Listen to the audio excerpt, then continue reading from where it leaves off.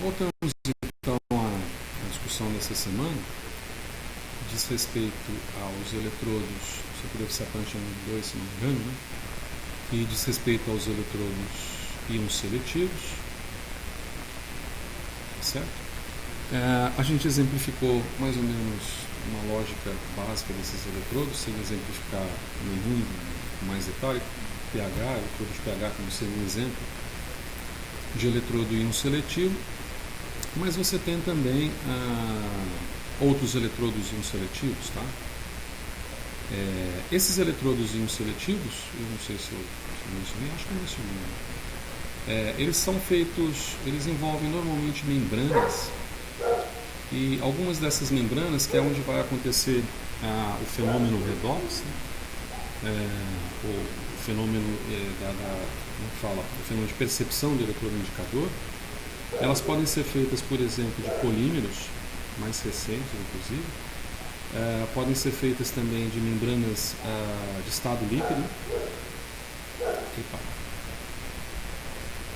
Acho que eu coloquei isso no outro, de estado líquido, e pode ser também feita de estado sólido ou cristal de estado sólido, tá? Cristal de estado sólido. E vamos dizer assim, a grande diferença, a diferença básica, né, nessas estruturas, principalmente esse de estado líquido e de estado sólido, é que estado líquido a membrana é porosa. Então, se ela é porosa, ela permite a transferência, a difusão das espécies iônicas, tá certo? Ao passo que esse cristal parece coisa de galo, não é coisa de galo, é cristal. Ao passo que esses eletrodos Crystal Solid State aqui, eles são eletrodos em que o movimento, né, então aqui você tem uma espécie de difusão do íon de interesse, da espécie iônica de interesse. Ao passo que essa aqui você tem um movimento do íon é feito no cristal, né? O movimento do íon pelo cristal no cristal, tá certo? E isso causa obviamente diferenças, né, particulares em relação à queda ômica envolvida, né, vamos dizer, algumas variações experimentais, inclusive a constante que você determina para esses eletrodos, quer dizer, o tempo de resposta, a sensibilidade, a especificidade, isso pode variar. Então, esses exemplos aqui, que eu ia colocar outros aqui, a gente pode colocar eles para cá. Vou puxar uma setinha aqui com outra cor, tá? Vou dar alguns exemplos aqui, então, de eletrodos de estado líquido, mas aí eu vou para minha cola aqui, porque senão eu não consigo colocar isso bonitinho, tá bem? Então, esses aqui são alguns exemplos. Esse aqui, então, é famosérrimo, né? Utilizado como líquido iônico, né? Cloreto, cobre, ok? Chumbo, são alguns exemplos que, se você for à literatura, você consegue ver a operacionalização de cada um desses elementos, assim como esses de estado sólido, tá certo? Vamos exemplificar esses de estado sólido também aqui, ó. Então você tem, são mais comuns, os estados sólidos são mais comuns. Então você tem o fluoreto, você tem o sulfeto, você tem sulfeto, você tem cloreto também, então ele participa dos dois, bromo, cianeto, o próprio H+, que eu tinha colocado naquela outra videoaula, né? Cálcio, aí eu fui pegando ali o que eu fui achando, eu fui colocando, tá certo?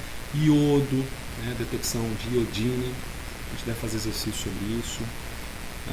Prata solúvel, cobre já coloquei? Não, cobre não coloquei. Cobre, o chumbo, que aparece também para uso tipo líquido, o potássio, alguns compostos como elementos como metais pesados, compostos tioureia, tá? Compostos orgânicos como, por exemplo, a tiureia. Tiureia é um compostozinho C dupla S, H2NNH2, tá? Um composto orgânico. Então você tem assim, quase que uma virtual totalidade de possibilidades de encontrar um eletrodo íon seletivo para o seu problema, caso você o tenha dessa forma. Esses eletrodos íon seletivos, eles têm bastante seletividade, seletivo com bastante seletividade é ótimo, né? Um exemplo, por exemplo, tá ótimo, é final do dia, calma lá. Esse eletrodo, por exemplo, ele tem uma seletividade da ordem de 10 a quinto para 1. Opa, 10 a quinto para 1. Essa aqui é seletividade. Seletividade é um dos parâmetros que se busca. Boa, a gente podia até colocar de uma outra forma aqui, ó. Vamos fazer assim, ó. A gente apaga esse aqui, ó, bonitinho. Não precisa colocar esse aqui. E a gente coloca a caracterização desses eletrodos. Olha só, caracterização dos eletrodos ISE. Como que você experimentalmente caracteriza esses eletrodos íons seletivos? Opa, vamos baixar um pouco aqui. Uma das é a seletividade. A seletividade é uma das formas de você caracterizar, e exemplificando, aí eu volto àquele exemplo do H+. No caso do H+, você consegue pegar da ordem de 100 mil íons para um não seletivo, vamos dizer assim, na estrutura sensível do eletrodo, do dispositivo. A outra é o tempo de resposta, que também é muito importante ser caracterizado, tempo de resposta desse eletrodo, tá certo? O outro seria a resolução desse eletrodo, ou a sensitividade, né? Sensitividade, ou seja, são parâmetros inclusive da própria química analítica, né? De um modo mais genérico, são parâmetros da própria química analítica. Então, exemplificando, um micromolar, ou um micromol por litro, um micromol por litro, ou seja, a gente está falando aqui de uma seletividade de 10 a menos 6 molar, é uma seletividade interessante para esse tipo de situação. E um que é muito importante, que é a função de resposta desse eletrodo. A função de resposta desse eletrodo nada mais é do que uma aplicação de uma aplicação das relações de Nernst por eletrodo. Então, como a gente já está aqui a barra, eu vou separar aqui no meio, subir um pouquinho para a gente explorar um pouco mais o que é essa função de resposta, tá bom? Vou colocar aqui, ó, função de resposta. Função de resposta do meu eletrodozinho íon seletivo. Bom, basicamente essa função de resposta diz o seguinte: qual que é o potencial da célula? Né? Basicamente isso, quer dizer, qual que é o potencial da célula? Bom, o potencial da célula, ele vai ser o potencial medido por esse eletrodo íon seletivo, correto? Descontado do potencial que é medido na referência, que você sempre vai utilizar uma referência para isso, mas adicionado do potencial de junção. Vamos colocar esse EJ separado aqui, como sendo o potencial de junção do eletrodo, potencial de junção líquido-líquido, por exemplo, né, do eletrodo. Esse potencial de junção, nós já falamos mais de uma vez, vamos falar de um outro jeito também, né, vamos insistir porque esse potencial, esse é o que você precisa diminuir, reduzir na experiência de bancada, né, reduzir esse potencial de junção. Esse potencial de junção, ele está associado ao movimento de íons entre as meias células. A grosso modo seria isso, tá? Isso gera, porque isso está relacionado, por sua vez, com uma diferença da condutividade iônica, ou melhor dizendo, por que não, né, do coeficiente coeficiente médio de atividade iônica, que é representado basicamente por esse símbolozinho aqui, tá? Basicamente por esse símbolozinho. Então, se você reduz esse potencial de junção, isso infere dizer que você precisa reduzir esse coeficiente, esse médio não ficou menos, não ficou horrível. Você precisa reduzir esse coeficiente de atividade iônica também. Lembrando, né, que essas situações elas são correlacionadas com concentração também, né? Ainda que a equação de Nernst não trabalhe propriamente com a concentração, ela trabalha com a atividade. Mas você consegue correlacionar um por outro. Mas o que importa na prática aqui é que nós tenhamos uma relação que se aplica a equação de Nernst novamente, portanto uma situação em equilíbrio. Então toda vez que falar em equação de Nernst, você não pode agitar o Becker. Você não pode agitar a célula. Qualquer mínima agitação ali vai causar uma diferença de potencial que se soma a diferença de potencial que se deseja medir, o que não é interessante que seja medida. Então, essa função de resposta, basicamente, ela é baseada nisso aqui, onde você tem a sua medida, né, da força eletromotriz, como sendo uma constante qualquer, que a gente colocou como um K, né, para o eletrodo. Então, vou colocar aqui, pode colocar K também se quiser, eu deixo uma constante. Você tem uma constante qualquer e essa constante pode se somar ou pode subtrair em cima daquela relação matemática que a gente tem em função da temperatura. A gente poderia colocar aqui NF, né? NF. E aqui logaritmo natural, por exemplo, da atividade iônica desse íon. Tá certo? Mas seria uma forma de você representar na prática. Tá certo? Então é interessante colocar assim, na prática. Na prática, você faz isso daqui. Só que você não fala em número de elétrons, né? Aqui você vai falar da carga do íon, tá?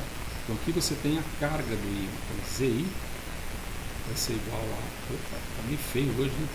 Carga do íon. Não importa se é cátion ou se é íon. E com essa expressão aqui, você relaciona, se você aplicar aquela velha história, né? Se você aplicar esse ZI aqui como sendo carga monovalente, né? Se você tiver uma carga monovalente, se você tiver... Então aqui exemplificando, vamos colocar aqui de outra forma, vamos colocar assim, amarelinho, né? Um pouquinho. Vamos dizer que isso aqui seja uma carga, sei lá, mais 1. Vamos dizer que essa temperatura seja 25 graus. Então você terá uma relação que é a danada da função de resposta, que é dada dessa forma, em que você tem alguma coisa parecida com isso. Você tem então aqui o log da atividade iônica. Log, você pode ter, aliás, desculpa, aqui eu fiz, ninguém fez carga aqui, né? Isso aqui é o log. Seria ln se não tivesse esse 2,303 aqui, como a gente mostrou na outra videoaula, tá certo? E aqui você tem a força eletromotriz medida, já descontada, né, obviamente, do potencial que é medido do eletrodo. Isso tem um perfil mais ou menos assim, tá? Mais ou menos assim. Aliás, esse aqui é mió. O que é esse aqui, vamos dizer assim? Vai mió. Alguma coisa mais ou menos assim, esse está um pouco menos pior. Tá? Em que você tem aqui, nessa faixa média aqui, dada aquelas constantes que nós colocamos aqui, constantes não, parâmetros, né? Temperatura 25 graus e a carga monovalente do íon, aqui você terá a inclinação de 59 milivolts. Novamente. Só que em vez de ser milivolts por H+, é pela carga. E obviamente que também é por década, porque você está trabalhando com a relação logarítmica, tá certo? Vale a pena mencionar, uma outra coisinha, que você tem regiões aqui em que você não espera a linearidade. Essas regiões que fogem à linearidade, elas normalmente, ou por vezes, estão relacionadas a impurezas. Por exemplo, a baixa concentração, você pode ter uma relação clara com a impureza do solvente. Ou seja, H2O. Né? Você usa uma água destilada ou uma água mineral, perdão, ao invés de usar uma água miliquê, né? ou você usa uma água deionizada ou bidestilada e o equipamento não está tão bom assim, a resistividade elétrica deveria ser medida no equipamento como o Miliq da Milipor, uma resistividade que deveria ser 18 mega-ohms, ele está dando 2 mega-ohms, significa que está passando algum tipo de corrente ali que pode perturbar o sistema. Então isso tudo vai, corrente não, íons, isso tudo pode perturbar no solvente a identificação correta da sua força eletromotriz. E já aqui, quando você tem alta concentração, isso aqui pode muito bem estar relacionado a impurezas do analito, né? Do analito que você deseja realizar a determinação. Portanto, colocado dessa forma, o que interessa muito é essa faixa que você, para um elemento com carga unitária, deveria dar 59. Aí você só vê na equação, por exemplo, se esse ZI aqui, ao invés de ser carga unitária, for um íon divalente, essa expressão toda vai cair a metade. Então esse 59 aqui vai cair para 28,5 milivolts. Né? Vale até colocar aqui isso como exemplo também, né? Outro exemplo. Vou colocar assim, outro exemplo. Se você tiver um ZI como sendo igual a mais 2, sua inclinação da curva, né, ou a sua função de resposta,